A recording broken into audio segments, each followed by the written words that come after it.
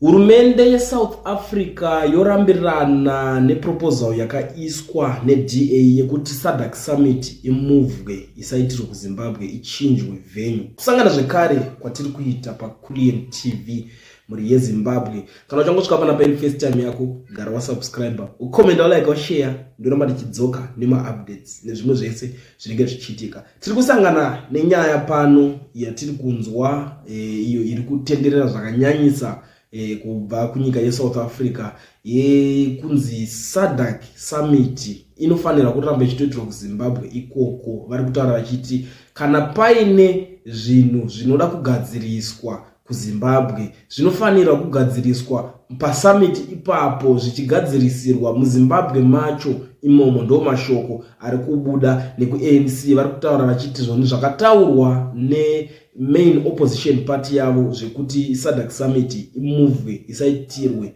muZimbabwe iitirwe kune imwe nyika havasi kuwirirana nazvo.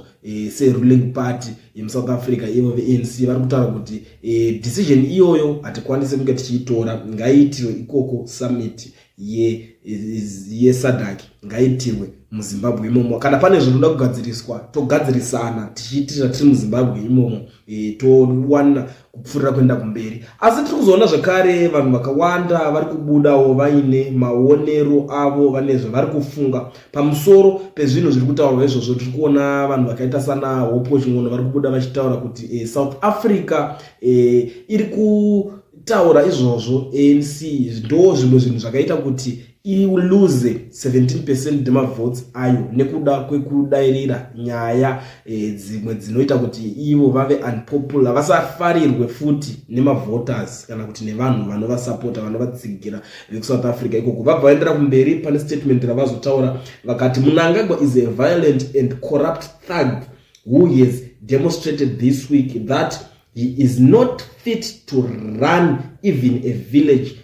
His thuggery this week will drive more Zimbabweans into South Africa illegally. Ataura kuti izvozvo zvacho ndizvo zvimwe zviri kuita kuti vana veZimbabwe vazhinji vazoenda vachinomhanyira kunyika yeSouth Africa nenyaya yekuti kuZimbabwe kwacho hakusi kunyatsogarika. VeSouth Africa vacho vanenge vachidairira nyaya dzimwe dzakuda kugadziriswa zvoita kunge vane solution yekuda kubatsira Zimbabwe, asi vozongosira panzira panoida kuitwa decision inenge ichida kuitwa vanobudikira vachirambirana nazvo. Vozopedza kokupedzisira kwacho havana solution zvino yavanokwanisa kusiya vabatsirana nenyika yeZimbabwe. Ndiri kuzoona zvekare vanhu vekuZambiawo vari kubuda vari kuti I'm concerned for my fellow Zambians. We can't attend a summit where hosts can come and abduct us in the middle of a summit. It's not safe for guests of any nation to attend an event where those who are supposed to host us can abduct you at any time. It's not safe at all. Ndo mashoko ari kubuda ari kutaurwa naJoseph Kalimbwe vekuZambia vachitaura kuti hatikwanise kunge tichiuya ikoko. Ndinotokurudzirawo vamwe